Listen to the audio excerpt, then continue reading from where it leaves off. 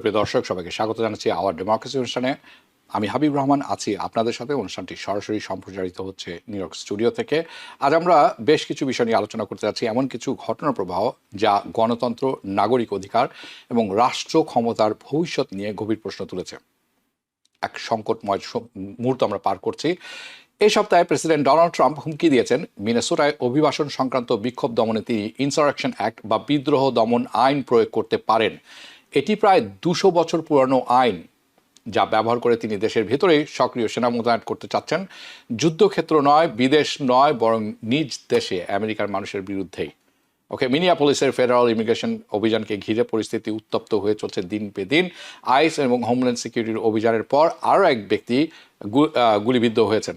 বিক্ষোভ ছড়িয়ে পড়ছে চারদিকে, যা দিন দিন আরও তীব্রতর হচ্ছে। প্রেসিডেন্ট ট্রাম্প বিক্ষোভকারীদের বিদ্রোহী বলে আখ্যা দিয়েছেন এবং বলছেন, স্থানীয় কর্তৃপক্ষ অর্থাৎ দ্য লোকাল স্টেট এজেন্সিজ, স্থানীয় কর্তৃপক্ষ পরিস্থিতি নিয়ন্ত্রণে না আনলে সামরিক পদক্ষেপ নেওয়া হতে পারে। কিন্তু নাগরিক অধিকার সংগঠন এবং আইন প্রণেতা এবং বিশ্লেষকদের মতে এটি নাগরিকদের বিরুদ্ধে একটি রাষ্ট্রশক্তির বিপজ্জনক নজিরবিহীন ব্যবহার। প্রশ্ন হচ্ছে, তিনি ঠিক করছেন কেন? এটা কি সামনে মধ্যবর্তী নির্বাচন, এটি কি তার মাথায় আছে? এটি কি কৌশল তিনি অবলম্বন করছেন? নাকি ভরাডুবি হতে যাচ্ছে? নাকি নিজের জনগণের বিরুদ্ধে যুদ্ধ ঘোষণা করছেন তিনি? এবং এর প্রভাব কি পড়বে আমেরিকার গণতন্ত্র এবং ভবিষ্যতের উপর? আরেকটি ব্যাপার হচ্ছে, ট্রাম্পের সমর্থক, মাগা সমর্থক হিসেবে পরিচিত জনপ্রিয় পডকাস্টার জো রোগেন এবার প্রকাশ্যে সমালোচনা করেছেন প্রেসিডেন্ট ট্রাম্পের আইসকে। তিনি অভিবাসন আইন প্রয়োগকারী সংস্থা আইস কর্মকাণ্ডগুলোকে গোস্টাপো সঙ্গে তুলনা করেছেন। সেকেন্ড ওয়ার্ল্ড ওয়ারের কথা বলছি, যে নাজি বাহিনী। আরও শুনবেন বিস্তারিত কিছুক্ষণের মধ্যে। তাহলে কি ট্রাম্প নিজের ঘাঁটিতেই বা অর্থাৎ ম্যাগা ঘাঁটিতেই ভাঙন দেখছেন? আন্তর্জাতিক অঙ্গনে অস্বস্তি দিনকে দিন বেড়েই চলছে। ভাইস প্রেসিডেন্ট জেডি ভ্যান্সের সাথে গ্রিনল্যান্ডের আলোচনা শেষ হয়েছে মৌলিক মতবিরোধ নিয়ে। এরই মধ্যে নেটোর সদস্যগুলো সেখানে গ্রিনল্যান্ডে সেনা মোতায়েন শুরু করেছেন। প্রশ্ন উঠেছে, আমেরিকা এবং তার মিত্র নেটোর সম্পর্ক আসলে কোন দিকে যাচ্ছে? এর পাশাপাশি ট্রাম্প প্রশাসন 75টি দেশের জন্য অভিবাসিক ভিসা প্রক্রিয়া স্থগিত করেছেন। আজকের আওয়ার ডেমোক্রেসিতে আমরা আলোচনা করব এই ক্ষমতার রাজনীতি, সাংবিধানিক সীমা, গণতন্ত্রের ভবিষ্যৎ নিয়ে আলোচনা করব এবং আমেরিকা কি নতুন অভ্যন্তরীণ সংঘাতের যুগে প্রবেশ করতে যাচ্ছে, আর এই পরিস্থিতিতে আমাদের নাগরিকদের ভূমিকা কি, মিডিয়ার ভূমিকা কি, বা কি হওয়া উচিত, এই সমস্ত বিষয়ে আলোচনা করার জন্য আমার সাথে আজ যোগ দিচ্ছেন লেখক, গবেষক, সাংবাদিক হাসান ফেরদৌস। স্বাগত জানাচ্ছি আপনাকে। এবং আমাদের সাথে আরও আছেন প্রফেসর মহসিন পাটোয়ারি। স্বাগত জানাচ্ছি আপনাকেও। হাসান ফেরদৌস, শুরু করছি আপনার কাছ থেকে। কিন্তু শুরু করার আগে আমি একটি ইনসারেকশন অ্যাক্ট দিয়ে শুরু করবো, মিনিয়াপলিসের ঘটনা থেকে। আমি দুটি প্রথমে একটি স্টিল ফটো দেখাচ্ছে। এটা ডিপার্টমেন্ট অফ লেবার প্রকাশ করেছে। এটি বলা হচ্ছে, one homeland, one people, one heritage. এটি নিয়ে বিতর্ক শুরু হয়েছে ব্যাপকভাবে। তার কারণ হচ্ছে, আমরা যদি পরবর্তীটি দেখি, এইটি দ্বিতীয় বিশ্বযুদ্ধের সময় একই কথা। এটির ব্যাখ্যাটি আপনি কিভাবে করবেন সেটি আমি শুনবো, কিন্তু আপনার কাছে প্রশ্নটি হচ্ছে, ইনসারেকশন অ্যাক্ট ব্যবহার করার জন্য যে হুমকি, এটি কি আসলে বাস্তব নিরাপত্তা পরিস্থিতির প্রতিক্রিয়া, নাকি ক্ষমতা প্রদর্শনের রাজনীতি? এটি কি রাজনৈতিক থিয়েটার? আমরা আসলে কোথায় যাচ্ছি? ধন্যবাদ হাবিব ভাই। পাটোয়ারি ভাই, আসসালামু আলাইকুম। হাবিব ভাই, একটা যে আপডেট দিচ্ছি আপনাকে, তা হচ্ছে যে প্রেসিডেন্ট ট্রাম্প কিন্তু খানিকক্ষণ আগে, আজকে দুপুরের দিকে বলেছেন যে তিনি এই মুহূর্তে ইনসারেকশন অ্যাক্ট জারি করার প্রয়োজন দেখছেন না। তার মানে এই মুহূর্তেই সৈন্য পাঠানো হচ্ছে না। সেখানে আইস এজেন্ট অবশ্যই আছে। অতিরিক্ত 2000 সৈন্য পাঠানোর কথা ছিল, হচ্ছে না। আপনি ঠিকই বলেছেন, এই আইনটার বয়স প্রায় 200 বছরের বেশি। 1807 সালে এই আইনটি হয়েছিল, যার মধ্যে বক্তব্য হচ্ছে, যখন স্টেট লেভেলের ক্ষমতাসীন মহল, সরকার, রাষ্ট্র, স্টেট অ্যাডমিনিস্ট্রেশন ব্যর্থ হয় কোনো বিক্ষোভ, বিদ্রোহ, সংঘর্ষ নিয়ন্ত্রণ করতে, যখন রাষ্ট্রের বিরুদ্ধে সংঘর্ষটা স্পষ্ট হয়ে ওঠে এবং স্টেট লেভেলের অ্যাডমিনিস্ট্রেশন ব্যর্থ হয়, তখন ফেডারেল গভর্নমেন্ট ফেডারালাইজ করতে পারে এই পুরো অ্যাক্টটাকে এবং সৈন্য পাঠাতে পারে। এবং ঘটনা ঘটেছে গত 200 বছরে। আমরা দেখছি 30 বারের মতো এই ঘটনা ঘটেছে। শেষ আমার মনে পড়ে 1992-তে রডনি কিং হয়তো আপনার মনে আছে, ইয়া ইয়া লস অ্যাঞ্জেলেসে সেই বিখ্যাত রডনি কিং ঘটনার সময় শেষবারের মতো 1992-তে এই ইনসার্ভেশন অ্যাক্ট ব্যবহার করা হয়েছিল। প্রথমত এই অ্যাক্ট ব্যবহার করার মানেই হচ্ছে যে একটা clear clash between the government and the people. একথা কেন বলছি আমি? সৈন্য কখন ব্যবহার করা, আপনি ঠিকই বলেছেন, সৈন্য ব্যবহার করা হয় যখন বহিঃশক্তি আপনাকে আক্রমণ করছে। বহিঃশক্তি, আমরা ধরা যাক মেক্সিকো বাড়ির পাশে আমাদের, বা দূরে থেকে জাপান আমাদের আক্রমণ করলো, ডিফেন্ড করবার জন্য সৈন্যবাহিনীর প্রয়োজন পড়ে। কিন্তু অভ্যন্তরীণ যখন গোলযোগ হয়, অভ্যন্তরীণ গোলযোগের জন্য প্রয়োজন পড়ে ট্রেইনড পার্সোনালের। পুলিশরা train to handle domestic issues, সৈন্যরা কিন্তু ট্রেন না। যেমন ট্রেন না এই আজকের আইসের অথবা ন্যাশনাল গার্ডরা। সাধারণ মানুষের মধ্যে ঢুকে কিভাবে হ্যান্ডেল করতে হয় সেই ট্রেনিং তাদের নেই। তো তারা তো অস্ত্র হাতে অন্য পক্ষকে গুলি করতে অভ্যস্ত। এর ফলে একটা অগ্নিগর্ভ অবস্থার সৃষ্টি হয়। সরকার বা রাষ্ট্র এবং জনগণ একে অপরের মুখোমুখি হয়ে দাঁড়িয়ে পড়ে। আপনি একটু আগে বললেন যে আমরা কি একটা সিভিল ওয়ারের দিকে এগুচ্ছি কিনা। এটা এক ধরনের সিভিল ওয়ারই বটে। যখন রাষ্ট্রের সর্বোচ্চ ক্ষমতা প্রয়োগ করা হয় জনগণকে নিয়ন্ত্রণ করবার জন্য, তখন এছাড়া অন্য কোনো ব্যাখ্যা তো নেই। জনগণকে নিয়ন্ত্রণ করবার, জনগণের ডিমান্ডটাকে মিট করবার জন্য নানা পথ আছে সরকারের হাতে, রাষ্ট্রের হাতে নানা রকম মেকানিজম আছে। তা ব্যবহার না করে আমরা কি করছি, সর্বোচ্চ শক্তি ব্যবহার করছি। আপনি দেখেন আজকে কি হচ্ছে মিনেসোটাতে, মিনিয়াপলিসে, মিনিয়াপলিস না, দুদিন আগে শিকাগোয় দেখে গেছি আমরা। রাস্তাঘাটে আর্মার্ড ভেহিকলস, ট্যাকটিক্যাল গিয়ার পরে সৈন্যরা, ন্যাশনাল গার্ডরা ছুটোছুটি করছে। এবং মিনিয়াপলিসে আমরা কি দেখলাম, আইসরা মুখে মাস্ক পরা দরজা আঘাত করছে, দরজা ভেঙে ফেলছে, লোককে টেনে হিচড়ে আনছে, পেপার স্প্রে মুখের সামনে আপনাকে ফেলছে। এবং যে মেয়েটি মারা গেল, 33 বছরের এক কবি, সে পোয়েটেস, একাধিক সন্তানের জননী, তাকে মারা হলো যেভাবে মারা হলো। আপনি যদি দেখে থাকেন ভিডিওটা, দেখবেন যে মেয়েটি আইসের সে সদস্য উপরে কিন্তু গাড়ি চাপা দেয়নি, দাবি করা হচ্ছে যে না চাপা দিয়েছে, রান ওভার করেছে। যদি আপনি এক ভিডিও দেখেন, আজকে new York Times detail report করেছে, ফ্রেম বাই ফ্রেম তারা দেখাচ্ছে যে না, সে সরে যাচ্ছিল, সে সরে এবং হাসি মুখে সে সরে যাচ্ছিল। ঠিক তখনই গুলিটা করা হয়। যদি ট্রেন লোক হতো, এই কাজটা যদি একটা পুলিশ হতো মনে করা যাক, পুলিশ কিন্তু ট্রেন্ড কিভাবে এই উত্তেজনাকে প্রশমিত করা যায়। আইস তো ট্রেন না। ফলে আইস উল্টা মনে করছে আমাকে ব্যঙ্গ করছে, ঠাট্টা করছে, আমার সাথে পাল্লা দিচ্ছে। মেবি দ্যাট ট্রিগার্ড এই মুভমেন্টটাকে। এখন প্রশ্ন আছে হাবিব ভাই, আপনার প্রশ্ন ফিরে যাতে হচ্ছে যে এই ঘটনা এই পর্যায়ে কেন গেল। প্রথমত ডোনাল্ড ট্রাম্প সাহেব এটাকে একটা ইস্যু বানিয়েছে যে ডেমোক্রেটিক রান স্টেটগুলি, অন্য কোনো স্টেট, ডেমোক্রেটিক স্টেটগুলি ফেইল্ড স্টেটস, ব্যর্থ, আইন শৃঙ্খলা চূড়ান্ত অবস্থায় পড়েছে। আর মিনেসোটাতে একটা ঘটনা ঘটেছে আমরা জানি, এখানে বিপুল সংখ্যক সোমালি উদ্বাস্তু বাস করেন, রেফিউজিরা এখানে সিটিজেন্স তাও বাস করেন। ইলহান ওমর সেখান থেকে পাশ করা কংগ্রেস সদস্য। এবং সেখানে এই যে আপনি একটু বললেন যে সরকারি ওয়েলফেয়ার ফান্ডস, পাবলিক চার্জ নিয়ে যে ঘটনা ঘটেছে, মিনেসোটার একটা বড় ঘটনা ঘটেছে, একটা 9/6 হয়েছে, একটা দুর্নীতি ঘটেছে।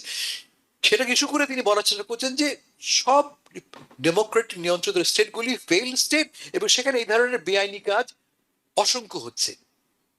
জাস্টিফাই করবার জন্যই সৈন্য পাঠানো হচ্ছে। এর একটা পলিটিক্যাল ডিভিডেন্ড তিনি হয়তো পাবেন, ধরে নিচ্ছি আমি, পলিটিক্যাল লাভ তার নিশ্চয়ই হবে অ্যামাং হিজ সাপোর্টার্স। কিন্তু ব্যাপক অর্থে এর কি প্রতিক্রিয়া হচ্ছে আমরা প্রতিদিন আমাদের টিভির পর্দায় কি দেখছি, যে সাধারণ নাগরিক যখন প্রোটেস্ট করছে, দাঁড়িয়ে স্লোগান দিচ্ছে, তখন আইস ট্যাকটিক্যাল গিয়ার পরে আপনাকে সরাসরি আক্রমণ করছে, টেনে হিটে নামাচ্ছে আপনাকে। আমেরিকা এটা আমরা আশা করি? আমেরিকার মতো দেশে কি আমরা ভাবি যে আমাদেরকে, আমাদের নাগরিক অধিকার এভাবে সামরিক বাহিনীর হাতে এভাবে আক্রান্ত হবে? ফলটা কি হয়েছে? সর্বশেষ যে জরিপ পেয়েছি আমরা, দেখতে পাচ্ছি আমরা 56% আমেরিকান, সবাই রিপাবলিকান ডেমোক্রেট সবাই মিলে 56% আমেরিকান মনে করে আইস যা করছে ঠিক করছে না, ইনঅ্যাপ্রোপ্রিয়েট বিহেভিয়ার। 56%। মাত্র 31% লোক আইসের ব্যবহারকে সমর্থন করছে। আমরা জানি 31% মানে রাফলি ডোনাল্ড ট্রাম্প সাহেবের বেসটা তাকে সাপোর্ট করছে। But wider American community, Republican, Democrat, independent reject করছে। এবং আপনি একটু আগে যেন বললেন যে এর প্রতিক্রিয়া কি দাঁড়াবে মধ্যবর্তী নির্বাচনে? Absolutely yes. আমি যখন ভোট দিতে যাব, মাথায় কি থাকবে? ভুলে যাবেন না যে ডোনাল্ড ট্রাম্প দ্বিতীয় টার্মে যে ক্ষমতা এসছেন তার দুটো কারণ, একটা হচ্ছে ইকোনমি আর একটা হচ্ছে ইমিগ্রেশন। জি, কোনো সন্দেহ নাই যে ইমিগ্রেশন নিয়ন্ত্রণে তার সরকার খুব, মানে ইলিগাল ইমিগ্রেশন নিয়ন্ত্রণে সরকার সফল, খুবই সিগনিফিকেন্ট সাফল্য তিনি অর্জন করেছেন।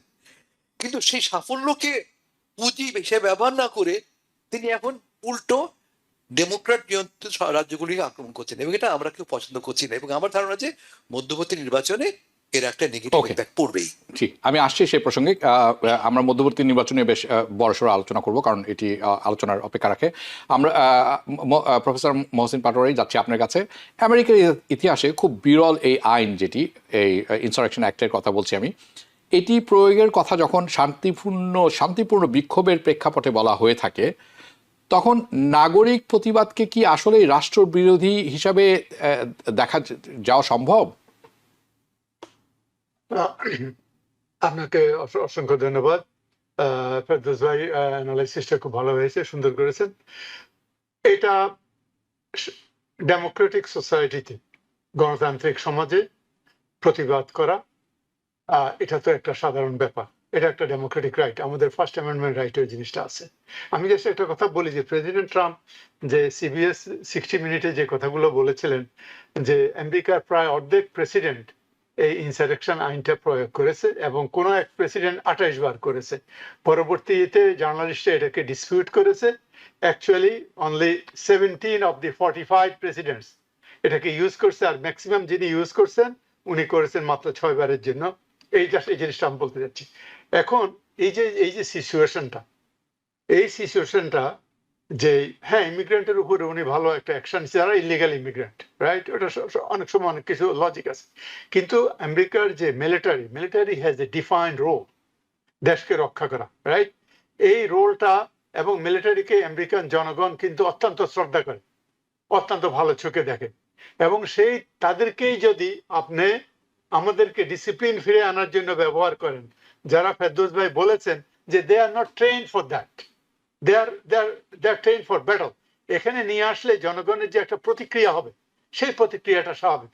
এবং সেই প্রতিক্রিয়া বিশেষ করে যখন জনগণ শান্তিপূর্ণভাবে মিছিল করছেন বা কথা বলছেন, প্রটেস্ট করছেন, তাদের উপরে এদের কাছে একটা হয় আর কি, এটা টেরর বলবো না, হ্যাঁ, এটা ভয় সৃষ্টি করে। মিলিটারি ফ্যাটিক, হেভি আর্মস নিয়ে আপনি করবেন, মুখোশ পরে, এটা একটা সৃষ্টি করে।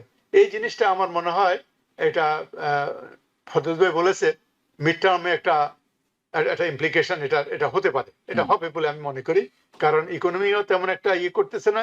ইমিগ্রেশনের ব্যাপারে উনি তো বলেছেন দুইটা পুলেই মোটামুটি, কিউনিয়া ইউনিভার্সিটি পুল এবং সিএনএন পুল, দুইটা পুলেই ফেরদৌস ভাই বলেছেন যে এটা মেজরিটি অফ আমেরিকান এটাকে কিন্তু এন্ডোর্স করতেছে না। তারা বলছে তারা অধিকভাবে এটা ব্যবহার করতেছে আর কি। তো এই জিনিসগুলো আমি মনে করি যে এটা ইভেন আপনার যে মিনেসোটা যে গভর্নর টিম ওয়ার্থ বলছে যে ফেডারেল অ্যাকশন, তিনি বলতেছেন এটা campaign for organised brutality, right. সুতরাং এই জিনিসগুলো না উনি বলতেছেন আর কি। এটা আমার মনে হয় এটার একটা ফার রিচিং কনসিকুয়েন্স আছে, ফার রিচিং ইম্প্যাক্ট আছে, এবং মিলিটারিদের সাথে ইনভলভ করাটা কোনোভাবে এটা ঠিক হয় নাই। ল এনফোর্সমেন্ট এজেন্সি দিয়ে করানো যেত জিনিসটাকে, বুঝতে পারছেন? এটা বলে আমি মনে করি আর কি। জি, ধন্যবাদ আপনাকে। হাসান ফেরদৌস, যাচ্ছি আপনার কাছে। কিছুক্ষণ আপনি মিনেসোটার কথা বলছিলেন। আমি আপনি বলছিলেন যে প্রেসিডেন্ট ট্রাম্প ডেমোক্রেটিক যে স্টেটগুলি আছে, বলছেন এই সমস্ত স্টেট ব্যর্থ স্টেট, ওকে, এবং তার উল্লেখ বলছেন কেন, উনি বলছেন যে এটি আইন শৃঙ্খলার দিক থেকে ব্যর্থ। আসলে তো দুটি প্রশ্ন, আসলে কি ব্যর্থ কিনা কম্পেয়ার টু রেড স্টেট, এবং এটি করার মাধ্যমে উনি কী রকম বিভক্তি সৃষ্টি করছেন in the United states among the red and blue এবং মানুষের মধ্যেই। আর এই কথার মাধ্যমে উনি যখন মিনেসোটায় পাঠিয়ে দিলেন ফেডারেল বাহিনী, রাইট, তখন উনি কি আসলে দেখাতে চাচ্ছেন যে উনি স্থানীয়, অর্থাৎ স্টেট কর্তৃপক্ষ যারা আছেন, অথবা বা বা ফেডারেল স্টেট এবং লোকাল যে কর্তৃপক্ষ যারা আছেন তাদের যে ক্ষমতা এটি খর্ব করার চেষ্টা করছেন। এটি কি আসলে একটি বার্তা অন্যান্য ডেমোক্রেটিক স্টেটের জন্য? রবি ভাই, প্রথমত স্টেট নয়, যেটা করছেন ডোনাল্ড ট্রাম্প সাহেব, স্টেট ডেমোক্রেটিক মেজর সিটিগুলিতে, কেমন বড় বড় শহরে। এবং আমরা কি জানি, অধিকাংশ ব্লু স্টেটস এর এই বড় বড় শহরগুলিতে বাস করে দরিদ্র মানুষ, বাস করে কৃষ্ণকায়, বাস করে উদ্বাস্তু, বাস করে আমাদের মতো ইমিগ্রেন্ট। আমরা কোথায় এসে জড়ো হই আগে? আমরা তো আর গ্রামে যে উঠি না, আমরা আগে উঠি শহরে, যেখানে কাজ পাওয়া সহজ। আমরা বলতে বোঝাচ্ছি এই যে ব্যাপক নন হোয়াইট, আমরা যে ইউটাতে হাজির হই না অথবা ওয়ায়োমিং এ হাজির হই না। হ্যাঁ আমরা, এবং অ্যাজ এ রেজাল্ট এই যে বড় সংখ্যক concentration of less privileged people, less privilege বলছি, এর ফলে ইয়েস, কোনো সন্দেহ নেই যে বড় বড় শহরগুলিতে অনেক সময় আইন শৃঙ্খলার অবনতি ঘটে। যেমন মিনিয়াপোলিস কিন্তু আইন ভঙ্গের ইতিহাসে একটা নাম করা শহর। অনেক আইন ভঙ্গ সেখানে হয়, সেখানে মেজর ক্রাইমের পরিমাণটা অনেক হাই। কিন্তু সর্বত্রই, কিন্তু শুধু মিনেসোটা না, প্রতিটি বড় শহরে দেখছি আমরা গত 2 বছরে বা 3 বছরে ক্রমান্বয়ে বড় ক্রাইম কমে আসছে। নিউ ইয়র্ক যেমন, এরিক অ্যাডামসের গত 4 বছর দেখেছি আমরা যে ক্রমান্বয়ে বড় ক্রাইম, আমরা এটা বলি কোয়ালিটি অফ লাইফ ক্রাইম বেড়েছে, কিন্তু মেজর ক্রাইমগুলি সর্বত্রই, যেমন মার্ডার মনে করা যাক, কমে এসছে। এই পরিপ্রেক্ষিতে যখন আপনি সৈন্যবাহিনী পাঠাচ্ছেন আইন শৃঙ্খলা রক্ষার নামে, ইটস ক্লিয়ারলি এ মেসেজ আপনি এক্সপ্লয়েট করছেন একটা পরিস্থিতি।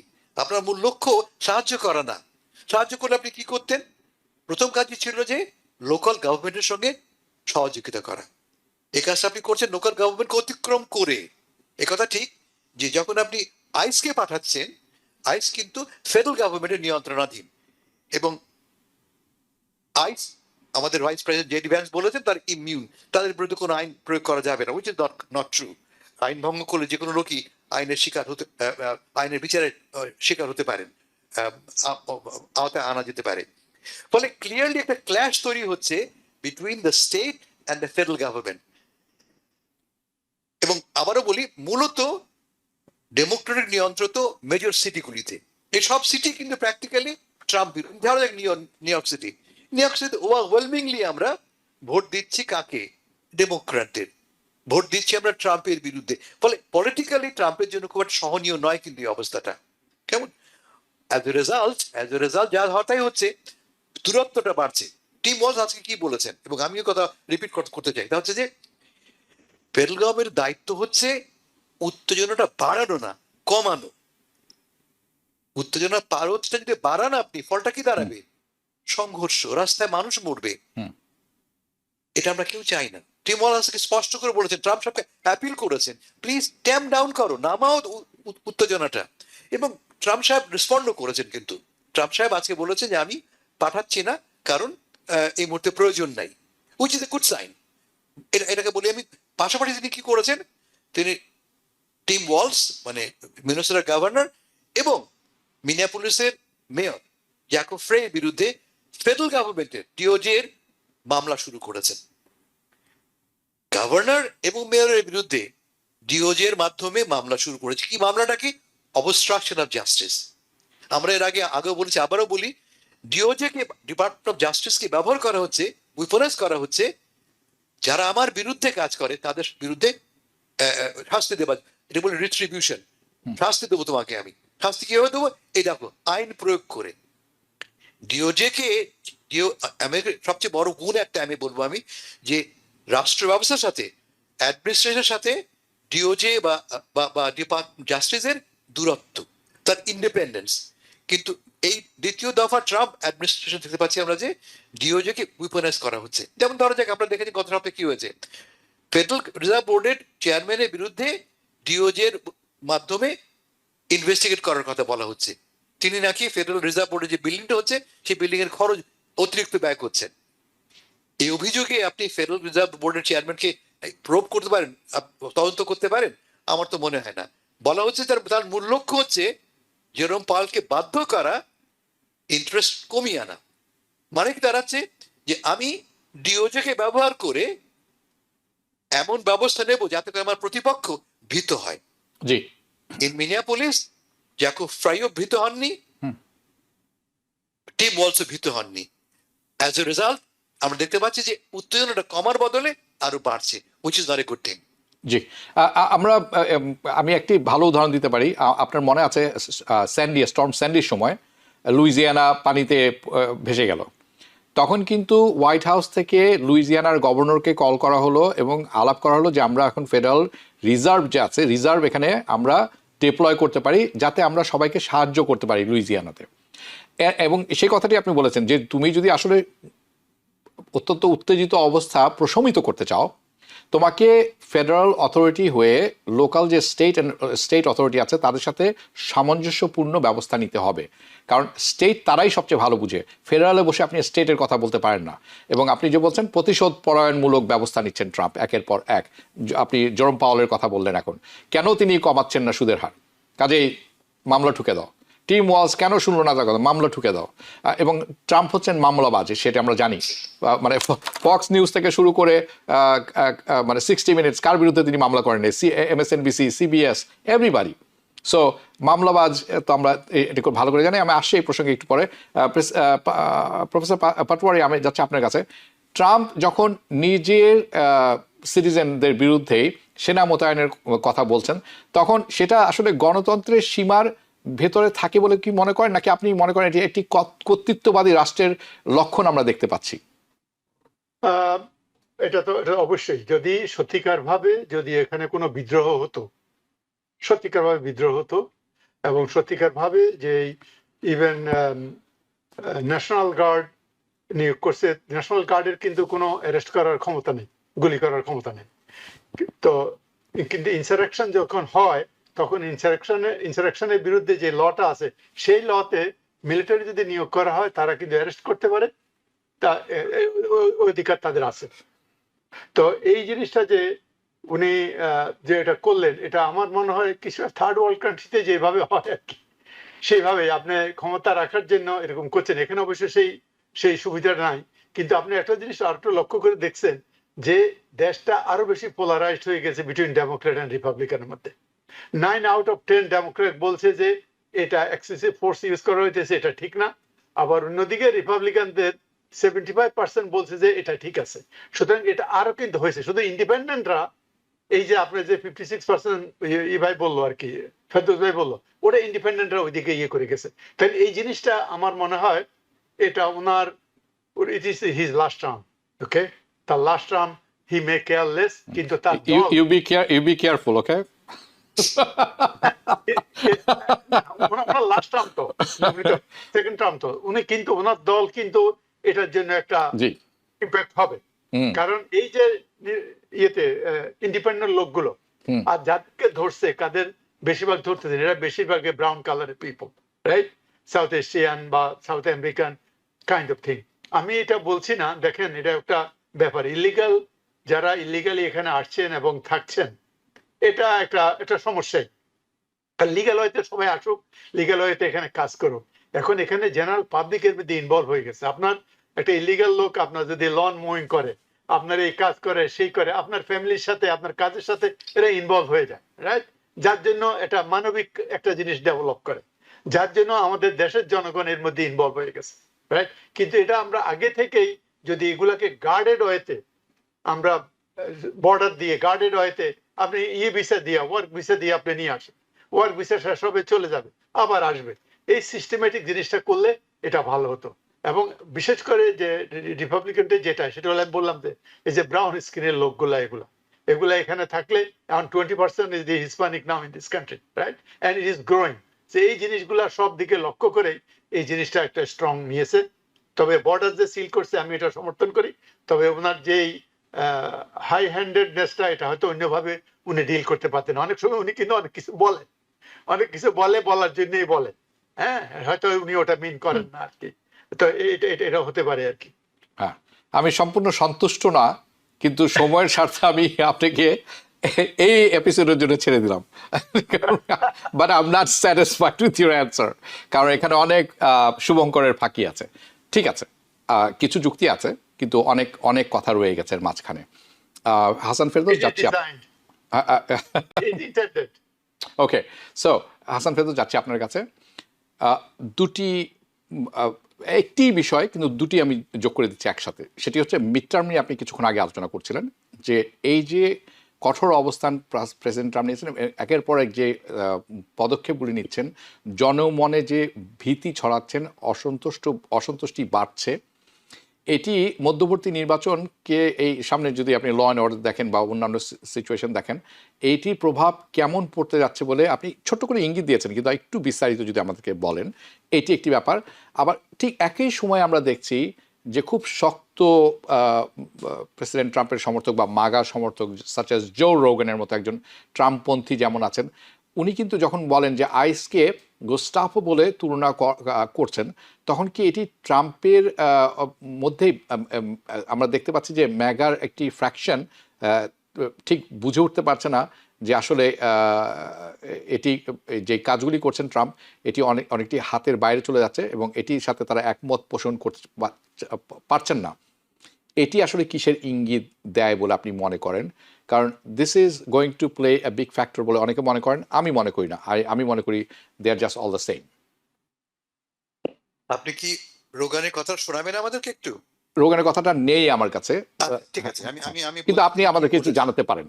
উনি কি বলেছেন? উনি বলছেন জো রোগান কিন্তু আমেরিকার সবচেয়ে পপুলার পডকাস্টার, সবচেয়ে পপুলার এবং এবং ট্রাম্পের একনিষ্ঠ সমর্থক।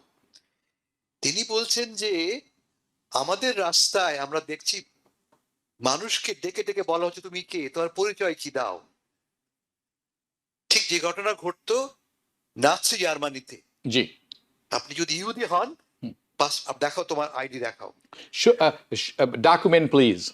হ্যাঁ, বলে আমরা কি এক্স্যাক্টলি সেই আমাদের আইডি আইডি আইডি প্লিজ 71 এর ঘটনা মনে পড়ে যায়। হ্যাঁ, গেস্টাপো বা বা নাৎসি জার্মানির গোপন পুলিশ আপনাদেরকে ধরে ধরে জিজ্ঞেস করতো, তার মানে কি তুমি ভিন্ন, তুমি আলাদা, তুমি অন্য দেশে, তুমি বহিরাগত, তুমি এই দেশের মানুষ নাও। এবং এখন প্রত্যেকটি মানুষ যারা নন হোয়াইট, প্রত্যেকটি নন হোয়াইটই এখন এই তোমার আইডি দেখ, তোমার ডান্ডি কার্ড দেখাও, তোমার সেই পর্যায়ে পৌঁছে গেছি আমরা। একটু আগে আপনি আমাদেরকে একটা ছবি দেখালেন, one nation one language one ইত্যাদি ইত্যাদি। হ্যাঁ, সেটা যদি আমরা আরেকবার দেখতে পারি, আপনি যখন কথাটা বলছেন বলে যান প্লিজ। এর মানেটা কি? না, ওডি ওয়ান অ্যান্ড ওডি টু যদি আমরা দেখতে পারি। থ্যাংক ইউ, প্লিজ বলে যান। এর আগে আমি অনেকবার বলেছি যে এই বর্তমান প্রশাসন একটি আদর্শ ভিত্তিক প্রশাসন, আইডিওলজিক্যালি ড্রিভেন অ্যাডমিনিস্ট্রেশন। তারা কি বলছে যে আমেরিকাটা আমেরিকানদের জন্য। আমেরিকানরা বলতে কে বোঝায়? সেই লোক যে শ্বেতকায়, যে খ্রিস্টান এবং যে রক্ষণশীল। Not Vivek Ramaswamy, exactly, also not Usha Vance, not Usha Vance, regardless. Yeah. So রাফলি এই, এবং তারা স্পষ্ট করে বলছে, স্টেফেন মিলার হোয়াইট হাউস থেকে স্পষ্ট করে বলেছে যে তোমরা যারা বাইরে থেকে এসছো সবাই ক্রিমিনাল, Yeah. তোমাদের ছেলেমেয়েরা পর্যন্ত ক্রিমিনাল, তোমরা কি অ্যাসিমিলেট করো না, তোমরা কি ইংরেজি বলো না, which is completely wrong and lie. Yeah. কেমন? কারণ এই এই যে আজকের যে মার্কিন যুক্তরাষ্ট্র, তা কিন্তু নির্মাণ করছে মূলত বাইরে থেকে আসা, মূলত বাইরে থেকে আসা এই আমাদের মধ্যে বহিরাগতরা, বিশেষ করে সেকেন্ড জেনারেশন। আমেরিকার টেক ইন্ডাস্ট্রিতে 60% টপ পজিশনস আর হেল্প করে বিদেশ থেকে আসা আমাদের মতো ইমিগ্রেন্টরা, যারা তাদের ট্যালেন্ট নিয়ে আসে, তাদের এক্সপার্টিস নিয়ে আসে, তাদের এনার্জি নিয়ে আসে। সেখানে যদি বলা হয় যে এই দেশটা শুধুমাত্র তাদের জন্য, যারা এই ছবি দেখতে পাচ্ছে, এদের এই চেহারা মানুষ হতে হবে, সাদা হতে হবে, খ্রিস্টান হতে হবে, একটা ক্লিয়ার সিভিলাইজেশনাল ডিভাইড তৈরি হচ্ছে। এটাকে আমরা আরো কি বলেছি, শুধুমাত্র আমেরিকায় নয়, আমেরিকা বলছে ইউরোপেও দেখতে পাচ্ছি আমরা ইমিগ্রেশনের কারণে ইউরোপীয় সভ্যতা হুমকির সম্মুখীন। কথার মানেটা কি? যত বেশি নন হোয়াইট এসে পৌঁছবে, ততই তোমার সংস্কৃতি, তোমার সভ্যতা আক্রান্ত হবে। এই বেসিক ফিলসফি নিয়ে কাজ করছে এই বর্তমান হোয়াইট হাউস। এবং অ্যাজ এ রেজাল্ট পেছনে আরো ইন্টারেস্টিং একটা ফ্যাক্টর আছে, আমি হয়তো আগেও বলেছি, আবার রিপিট করি আমি, যে বাই 2040 সালের মধ্যে আমেরিকা একটা নন হোয়াইট কান্ট্রিতে পরিণত হবে, মাইনরিটি মেজরিটি পরিণত হবে। মানে আমাদের মতো অসংখ্যরা হয়ে পড়বে মেজরিটি। এইটা খুব ভীতির সৃষ্টি করেছে আমেরিকানদের মনে। আমেরিকানরা কারা? সে আমেরিকানরা যারা একসময় একজন লোক হাতে বন্দুক নিয়ে 30 জন স্লেভকে দাবিয়ে বেড়াতো। সেই মেক আমেরিকা গ্রেট এগেইন মানে সেই পিরিয়ডে যখন আমি সাদা মানুষ একাই রাজত্ব করতাম। জি দ্যাট পিরিয়ড ইজ গন। এই বাস্তবতারা মানতে রাজি নন আজকের মাগা রিপাবলিকানরা, তার ফলে এই ব্যবধানটা বাড়ছে। আপনার শেষ কথা বলছি আমি, এর প্রতিক্রিয়া কি দাঁড়াবে মধ্যবর্তী নির্বাচন? প্রথমত ট্রাম্প সাহেবের এই মুহূর্তের লক্ষ্য হচ্ছে ভিলিফাই করা ডেমোক্র্যাটদের, ব্যর্থ, ফেইল তোমরা এক।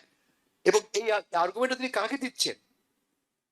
ডেমোক্র্যাটদের নয়, রিপাবলিকানদের, যারা তার মেগা সমর্থক, তাদের বলছেন দেখো they are complete failure, rally behind me. 7 দিন আগে তিনি কি বলেছেন? যে আমাকে মিড টার্মে জিততেই হবে। কারণটা কি? যদি আমি হেরে যাই, যদি আমি হাউস হারাই, আমাকে আবার ইমপিচ করবে, ডেমোক্রেটরা আমাকে আবার ইমপিচ করবে। সে কারণে আমাকে মিড টার্মে জিততেই হবে। এবং আপনারা জানেন কি, মিড টার্মে জিতবার জন্য নানা রকম তিনি পদ্ধতি অবলম্বন করেছেন। একটা হচ্ছে রিডিস্ট্রিক্টিং, আমরা দেখেছি কিভাবে ম্যাপ কাটাছাড়া করা হচ্ছে। নানাভাবে তিনি চেষ্টা করছেন যাতে করে মিড টার্মে রিপাবলিকানদের নিয়ন্ত্রণ অন হাউস এবং সিনেটে বজায় থাকে। কিন্তু আমার ভয় হচ্ছে যে এখন যে ডোনাল্ড ট্রাম্পের অ্যাপ্রুভাল রেটিং, তার ভিত্তিতে মনে হচ্ছে যে কমপক্ষে 30টি সিট তার হারাবে। কারণ অন অ্যান অ্যাভারেজ দেখেছি আমরা, যখনই সিটিং প্রেসিডেন্টের দল প্রেসিডেন্ট মিড টার্মে 10 বা তার চেয়ে বেশি পয়েন্টে পিছিয়ে থাকেন, তার দল মিনিমাম 26টা সিট হারায়, অ্যাভারেজ 26টা সিট হারায়। জি এবং এই বছরে সেই হিসাবে কিন্তু ডোনাল্ড ট্রাম্প সাহেবের অ্যাপ্রুভাল এই মুহূর্তে মাত্র 37%। মাত্র 37% আমেরিকা মনে করে তিনি ঠিক কাজ করছেন।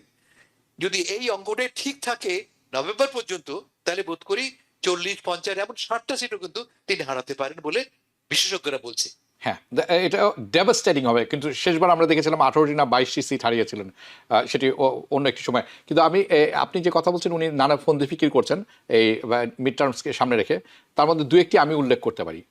মানুষের মন জয় করার জন্য বলছেন ক্রেডিট কার্ডের ইন্টারেস্ট রেট 10%-এর বেশি করা যাবে না আগামী 1 বছর। এটি পাস হবে না, এটি কংগ্রেসে পাস হতে হবে, এটা পাস হবে না। কিন্তু উনি কিন্তু বলবেন আমি কিন্তু চেষ্টা করেছি, হয়নি। উনি বলছেন কর্পোরেশনরা সিঙ্গেল ফ্যামিলি হাউস কিনতে পারবে না। ঠিক আছে, উনি ট্যারিফ স্টিমুলাসের চেকের কথা বলছেন। I don't think any of this things happens. কিন্তু এগুলো সব ট্রিক প্লে করছেন উনি, আমার মনে হয় মিড টার্মকে সামনে রেখে। আপনি অ্যাসিমিলেশনের কথা বলছিলেন যে ব্রাউন, আমরা যারা আছি, আপনি, আমরা, অথবা মানে আরব, তারা যখন এখানে আসেন, বা আফ্রিকানরা, তারা অ্যাসিমিলেট করি না এখানে। অর্থাৎ এখানকার কালচারটা শিখি না, এখানকার মানুষের সাথে মিশি না, আমরা আলাদা থাকি। কিন্তু দেখুন উনাদের ক্ষেত্রে এই যে ইউরোপিয়ান জুজরা এরা গেল প্যালেস্টাইনে, they didn't assimilate, they didn't learn the local culture, they remain European. তো আমার বেলায় হবে সব এরকম, তোমার বেলায় হবে না। এই ইলন মাস্ক কট্টরপন্থী হোয়াইট সুপ্রিমেসিস্ট। এখন ধরেই নিতে হবে যেসব কথাবার্তা উনি বলেন, লেখেন, বদ্ধ উন্মাদ ছাড়া আর কেউ হতে পারে না। এনিওয়ে, আমি আন্তর্জাতিক আমি একটু অ্যাড করি আপনার এই প্রসঙ্গে, জাস্ট 1 সেকেন্ড, 1 মিনিটের জন্য। হচ্ছে যে আমেরিকার বিউটি হচ্ছে এই যে এই সভ্যতা অনেক মানুষকে নিয়ে গড়া সভ্যতা। এটাকে আমরা বলি একটা বহুরঙা মোজাইক, অনেক রঙের একটা মোজাইক, মেল্টিং পট। মেল্টিং পট। সবাই মিলে আমরা এই দেশটাকে বানিয়েছি, সবাই, নানা মানুষ, নানা বর্ণে, নানা ধর্মে, নানা ভাষা। আমরা ইউরোপ নই, এটাকে বলে মাল্টিকালচারালিজম, মাল্টিকালচারাল নেশন বিল্ড করি আমরা। ইউরোপে বলে অ্যাসিমিলেশন তুমি করো। ফ্রান্সে যেমন হিজাব পরা যাবে না, ফরাসি ভাষায় কথা বলতে হবে, but not in America. I can be a Bangladeshi, I can be Bengali, and I can be an American at the same time. এটা হচ্ছে রাষ্ট্রের বিউটি। আমেরিকা কেন সারা বিশ্বে এতটা গুরুত্বপূর্ণ এবং আউটস্ট্যান্ডিং, তার কারণ আমেরিকা আমাকে অ্যালাউ করে to be myself. At the same time আমি আমার মতো হয়ে কিন্তু আমেরিকাকে নির্মাণ করছি। That's the beauty of this country.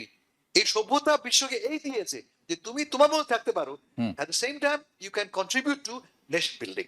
এই ভেরি নোশনটাই তো under threat right now. Exactly. হ্যাঁ, এই নোশনটাই আন্ডার থ্রেট।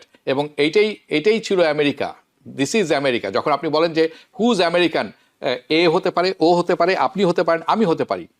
কিন্তু আমেরিকা এখন, according to Trump administration, is you have to be white, you have to be European, everybody else and Christian. and Don't forget that. And Christian. কট্টরপন্থী খ্রিস্টান, not মধ্যপন্থী খ্রিস্টান, কট্টরপন্থী খ্রিস্টান হতে হবে আপনাকে, Conservative. বাইবেল হাতে নিয়ে ঘুরতে হবে, তাহলে আপনি American, everybody else can go to hell, ভাবটা এরকম। And this is going to backfire. Anyway, আমি আন্তর্জাতিক প্রসঙ্গে যাচ্ছি। গ্রিনল্যান্ড ইস্যুতে প্রফেসর পাটোয়ারি, আপনার কাছে, গ্রিনল্যান্ড ইস্যুতে ভাইস প্রেসিডেন্ট ভ্যান্সের বৈঠক ব্যর্থ হয়েছে গ্রিনল্যান্ডের সাথে, এবং সেখানে নেটোর সেনা মোতায়েন শুরু করেছেন। এটা কি আমেরিকার নেতৃত্বের উপরে তার মিত্রদের আস্থাহীনতার প্রতিফলন মনে করেন? এটা কোন দিকে যাচ্ছে? আপনাকে অসংখ্য ধন্যবাদ। যে গ্রিনল্যান্ড সম্পর্কে যে প্রেসিডেন্ট ট্রাম্প যে মনরো ডক্টরিনটা রিভাইভ করতে চাচ্ছেন আমেরিকার ন্যাশনাল সিকিউরিটি ইন্টারেস্টে, এই জিনিসটা তো আমরা অনেক দিন থেকে শুনে আসছি ওনার কাছ থেকে। তো এখানে আমেরিকার তো আপনি জানেন প্রায় 150 জনের মতো আমেরিকান একটা ঘাঁটি আছে, 150 জনের মতো সৈনিক আছে ওখানে। সুতরাং এর মধ্যে যে উনি যে ওটাকে একবার কিনে নিতে চাচ্ছিলেন, আবার বলছেন যে এটা আমরা না হলে দরকার হলে আমরা জোর করে দখল করে নেব, এবং এই নিয়ে ন্যাটোর সাথে একটু ডিভিশন হয়েছে। কারণ ন্যাটোর মেম্বার হিসাবে Greenland is not A sovereign country, but স্বায়ত্তশাসিত দেশ আর কি, ডেনমার্কের সাথে আছে। এতে করে ওনাদের মধ্যে যে রিপটা হয়েছে, সেই রিপটে সিম্বলিক হিসাবে আমার মনে হয় ইউরোপিয়ান ইউনিয়নের সিম্বলিক হিসাবে তারা অল্প কয়েকজন সোলজার এখানে পাঠিয়েছে। এটা একটা আমি মনে করি সিম্বলিক। তবে আমি মনে করি যে এটা একটা আমেরিকার জন্য যে বিরাট একটা থ্রেট সেটাও না। তারা দেখাতে চাচ্ছে যে আর্কটিক নিয়ে যে সিকিউরিটির ব্যাপারটা, সেটা শুধু আমেরিকা ইজ নট কনসার্ন, জি, ওই আর্কটিক সিকিউরিটির ব্যাপারে আমরাও কনসার্ন, এবং সেই হিসাবে আমরা আমেরিকার সাথে সহযোগিতা করতে ইন্টারেস্টেড। এবং তারা যেটা বলছে, ডেনমার্কের ফরেন মিনিস্টার তো বলছে, শুনছেন যে আমাদের প্রেসিডেন্ট বলছেন যে এটা চায়না এবং রাশিয়া দখল করে নিয়ে নিবে একসময়, এবং ফরেন মিনিস্টার ডাইরেক্ট বলছে যে চায়না এবং রাশিয়ার কাছ থেকে এটা কোনো থ্রেট নাই আমাদের এটার জন্য। তারা কাউন্টার করতেছে। আর ওখানকার যে প্রাইম মিনিস্টার গ্রিনল্যান্ডের, সে বলছে যে we don't want to be with US, we don't want to be governed by the US, right, we don't want to be own by US. তারা বলছে এই যে জিনিসগুলো এখন জনগণকে যখন আপনি এক করে না নিবেন, এবং ইউরোপিয়ানরা যারা এখনো, আগে তারা অলমোস্ট ভেরি ডিপেন্ডেন্ট ইউএস এর ছিল, এখন তারা কিছুটা নিজেদের শক্তি ডেভেলপ করেছে। তবে আমার মনে হয় এটা ওনাকে দেখাতে চাচ্ছে যে না, আমরা interested, rather than showing the muscle, they are showing that we are also concern on Arctic. আমি ওইভাবে জিনিসটাকে দেখবো আর কি, কারণ ইউরোপ ইউনিয়ন বা নেটো, আমেরিকাকে বাদ দিয়ে নেটো বলে কিছু নাই। জি, অসংখ্য ধন্যবাদ। জি, অসংখ্য ধন্যবাদ। হাসান ফেরদৌস, আমি আপনার কাছে যাব একটি এটির সাথে যদি আপনি কিছু যোগ করতে চান পারবেন, কিন্তু আমি একটি অত্যন্ত গুরুত্বপূর্ণ প্রশ্নে যেতে চাই। সেটা হচ্ছে, সম্প্রতি গত বুধবার 75টি দেশের জন্য অভিবাসী ভিসা প্রক্রিয়া স্থগিত করা হয়েছে। বলা হচ্ছে যে এই দেশগুলি আমেরিকার যে ট্যাক্স পেয়ারের যে বেনিফিটগুলো আছেন সেটা লুটে পুটে খাচ্ছেন। Basically that's what it means. আসলেই কি তাই কিনা, এই সিদ্ধান্ত আসলে কিভাবে আপনি দেখবেন, এটিকে মানে কিভাবে আসলে বলা যায়? কারণ বাই দ্য ওয়ে, আপনাকে অসংখ্য ধন্যবাদ আমার অ্যাটেনশন আনার জন্য কেটো ইনস্টিটিউটের রিসার্চ, যেটা আপনি যখন কথা বলবেন তখন আমরা দেখাবো কিছু, যে আসলে যে দাবিটি করছেন প্রেসিডেন্ট ট্রাম্প বা ট্রাম্প প্রশাসন, সেটি ধোপে টেকে না। কেন ধোপে টেকে না সেটিও আমরা দেখব। কিন্তু এই কেটো ইনস্টিটিউটের একেবারে সূচনাতেই তারা বলছেন যে টোটাল গভর্নমেন্ট স্পেন্ডিং যেটি আছে ওয়েলফেয়ারে, দর্শক আপনারা দেখছেন, এটি পার ক্যাপিটা ওয়েলফেয়ার কনসামশন ফর ইমিগ্রেন্টস না নেটিভ বর্ন ইন আমেরিকা, আমেরিকাতে যারা বর্ন তাদের পার ক্যাপিটা, এবং দেখবেন এটি সবচেয়ে খুব উপরের দিকে আছে, তারপরে সব ইমিগ্রেন্ট একসাথে। আমরা কিছুক্ষণ পরে এটা দেখব। কিন্তু কেটো ইনস্টিটিউট বলছে যে সমস্ত গভর্নমেন্টের যে খরচ আছে, ব্যয় আছে, ওয়েলফেয়ার স্টেটের অ্যামাউন্ট এটি দাঁড়িয়েছে টোটাল, বাই দ্য ওয়ে এটা 2022 সালের পরিসংখ্যান, $3.1 ট্রিলিয়ন। সেই বছরে ফেডারেল গভর্নমেন্ট খরচ করেছেন রাফলি $2.8 ট্রিলিয়ন ওয়েলফেয়ারে, এবং এন্টাইটেলমেন্ট প্রোগ্রাম সাচ অ্যাজ আপনার সোশ্যাল সিকিউরিটি এই ধরনের, এগুলা Medicare, right. An amount equal to approximately, এইটা মানে সোজাসুজি আসে 45% ফেডারাল আউটপ্লেজ, রাইট? ও তার অর্থ হচ্ছে $2 ট্রিলিয়ন বেশি ফেডারাল এক্সপেন্ডিচার খরচ এই গেছে সোশ্যাল সিকিউরিটিতে, মেডিকেয়ারে এবং অন্যান্য খরচে। তার মধ্যে 748 বিলিয়ন ফান্ড এসেছে ওয়েলফেয়ার বেনিফিটের জন্য, ফান্ডেড ওয়েলফেয়ার বেনিফিট। স্টেট, এটা হচ্ছে ফেডারাল, বিভিন্ন স্টেট সেখানে আরও খরচ করেছে $255 বিলিয়ন, যার অর্থ হচ্ছে এই টেস্টেড ওয়েলফেয়ার প্রোগ্রামে। ওকে, এই যে ভিসা নিষেধাজ্ঞা সবচেয়ে বেশি যেসব দেশ জনগোষ্ঠী প্রভাবিত হবে, সেখানে কি আপনি মনে করেন একটি স্পষ্ট বর্ণগত বা ভূ রাজনৈতিক জিওপলিটিক্স যেটা বলতে কি প্যাটার্ন এখানে দেখতে পাচ্ছেন? এই এই এই ব্যাপারটি যদি একটু বুঝিয়ে বলেন আমাদেরকে। হাবিব ভাই, একটা জিনিস আমি স্পষ্ট করে বলি যে মার্কিন যুক্তরাষ্ট্র এক অর্থে একটা ওয়েলফেয়ার স্টেট। এরা বছরে $3.1 ট্রিলিয়ন খরচ করছে ওয়েলফেয়ারে। ফলে এর ক্যারেক্টারটা কিন্তু ওয়েলফেয়ার এক অর্থে। এটা capitalist country, highly advance capitalist country, and yet এ বছরে $3.1 ট্রিলিয়ন খরচ করছে সোশ্যাল ওয়েলফেয়ারে, মেডিকেড, মেডিকেয়ার, সোশ্যাল সিকিউরিটি ইত্যাদি ইত্যাদিতে। ফলে এর ক্যারেক্টারটা সোশ্যাল ওয়েলফেয়ারের ক্যারেক্টারের মধ্যে পড়ে। এবং এই পুরো টাকার মাত্র $784 বিলিয়ন খরচ করা হয় নন সোশ্যাল সিকিউরিটি ইত্যাদি মতো খাতগুলি ছাড়া অন্যান্য খাতে, মানে ফুড এইড মনে করা যাক, বা শিক্ষা ক্ষেত্রে মনে করা যাক, বা নিম্নবিত্ত আয় মানুষের জন্য $784 বিলিয়ন স্টেট লেভেলে এবং ফেডারেল লেভেলে। কেটো ইউনিভার্সিটি কি বলছে? তারা বলছে যে এই যে টাকাটা খরচ করা হচ্ছে তার বৃহদাংশ কিন্তু কনজিউম করছে নেটিভ বর্ন আমেরিকানরা, সাদারা এবং অন্যান্য যারা এই দেশে জন্মগ্রহণ করেছে। আর যারা আমাদের মতো ইমিগ্রেন্ট, তারা 21% কম কনজিউম করি, অলমোস্ট 1/5 আমরা কম কনজিউম করি compare to native born American. তার মানে বেশি খাচ্ছে কে, বেশি এটা ব্যয় করছে কে? পাশাপাশি ভাই আমি এটাও বলতে রাজি আছি যে এই যে বিশাল পরিমাণ টাকা $3.1 ট্রিলিয়ন, এর কিন্তু 9-6 হয়, এর কিন্তু অনেক অপচয় হয়, এর কিন্তু অনেক দুর্নীতি হয়, এতে কোনো সন্দেহ নাই।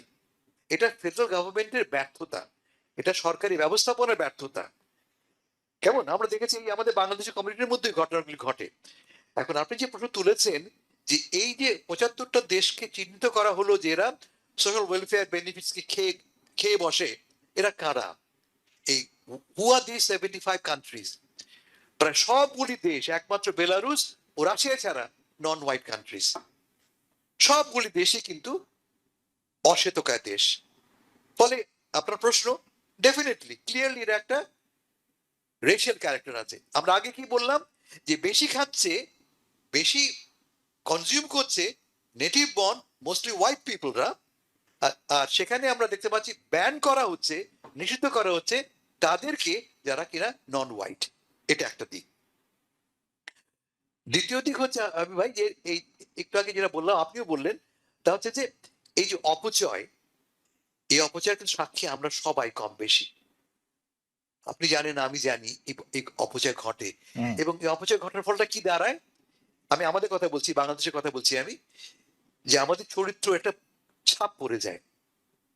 এই সব বাঙালিরা, বাংলাদেশিরা বা এইসব পাকিস্তানিরা এই সমস্ত অন্যায় কাজ করে। এখন দেখবেন আপনি সোশ্যাল মিডিয়াতে ঘুরে বেড়াচ্ছে যে হোম কেয়ারের নামে কি পরিমাণ মিলিয়নস অফ ডলার্স তারা অপচয় করা হয়েছে। হয়তো কোনো সন্দেহ নেই, টাকাটা সব আমাদের সবার কালেক্টিভ টাকা, কিন্তু ভোগ করছে অল্প কিছু লোকজন অন্যায় ভাবে। আমি মনে করি ভাই আপনার এবং আমার দায়িত্ব হচ্ছে কিন্তু স্পষ্ট করে বলা যে ভাই এই অন্যায় বন্ধ করো। যদি আপনি কাউকে চেনেন, জানেন যে অপচয় করছে, অন্যায় করছে, দুর্নীতি করছে, we got to stand up and say no. কারণ তুমি একা লাভবান হচ্ছ, আর ক্ষতি সবার আমাদের। পুরো বাঙালিদেরকে বলা হচ্ছে, পুরো বাংলাদেশদেরকে বলা হচ্ছে যে তোমরা অপচয় করো, এবং ফলটা কি দাঁড়ানো? লক্ষ লক্ষ বাঙালি পরিবার ব্যর্থ হবে এই ভিসা রিফিউজালের কারণে। ফ্যামিলি রিউনিয়ন করতে ব্যর্থ হবে তারা। মানে হয়তো 20 বছর ধরে অপেক্ষা করছে বাবা মা কবে আসবে আমেরিকায়, ভাই বোন আসবে আমেরিকায়। This will not happen. যদি এই প্রক্রিয়া অব্যাহত থাকে তাহলে কিন্তু এই মানুষগুলি হয়তো অনেকেই ব্যর্থ হবেন তাদের ছেলে মেয়ের সঙ্গে ইউনাইট হতে। ফলে আমি শেষ কথা বলছি হাবিব ভাই, খুব জরুরি আমাদের আপনার আমার প্রত্যেকের উচিত হবে এই দুর্নীতির বিরুদ্ধে দাঁড়ানো।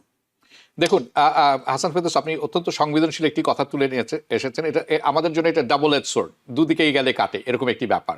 Exactly. একদিকে হচ্ছে লোকজন আছেন যাদের সত্যি এই সেবাটি প্রয়োজন এবং তারা এটা অ্যাফোর্ড করতে পারেন না। আরেক দল আছেন যারা এটা লুটে পুটে খাচ্ছেন এবং আইন ভঙ্গ করছেন।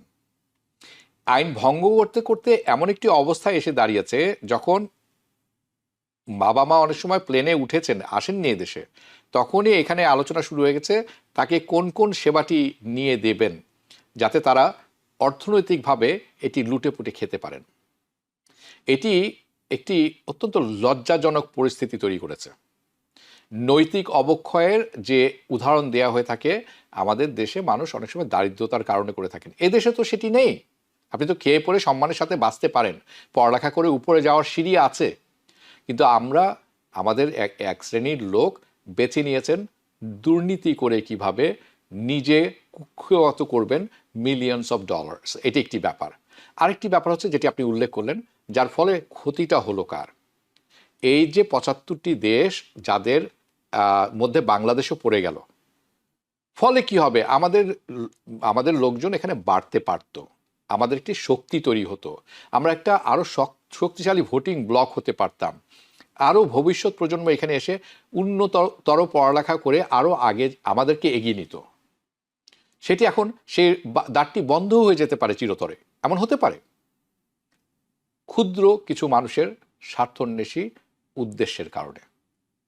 আমি সবাইকে বলবো যে আমাদের একটি বড় সমস্যা হচ্ছে আমরা এক হয়ে কাজ করতে পারি না, আমাদের পরশ্রী কাতরতা আছে।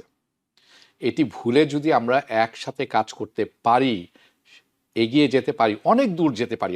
আমাদের লোকের তো ট্যালেন্টের অভাব নেই, সেটি পরীক্ষিত। কাজে আমি আপনার সাথে একমত এবং আমি সবাইকে আহ্বান জানাবো, আসুন একসাথে কাজ করি এবং এগিয়ে নেই আমাদের ইমেজকে। এটি এখন ভুলণ্ঠিত, রাস্তায় লুটুপুটো করছে। আমি আশা করি আপনারা সবাই বুঝতে পারছেন। হাসান ফেরদৌস, আপনার কাছ থেকে বিদায় নিচ্ছি। প্রফেসর পাটোয়ারি, আপনার কাছ থেকেও বিদায় নিচ্ছি। দেখা হবে পরবর্তী অনুষ্ঠানে। আপনারা দুজনে ভালো থাকবেন। দর্শক, আপনারা যারা এতক্ষণ অনুষ্ঠানটি দেখলেন, আশা করি আপনাদের কাছে ভালো লেগেছে। যদি আপনাদের কোনো মন্তব্য থাকে শেষের দিকে যে বক্তব্য নিয়ে আমরা আলোচনা করলাম, জানাবেন আপনারা কি মনে করেন। বিদায় নিচ্ছি আপাতত। শুভরাত্রি। টিবিএন 24 টেলিভিশন দেখতে আজই কল করুন 7187776556। লগ ইন করুন www.totalcablebd.com।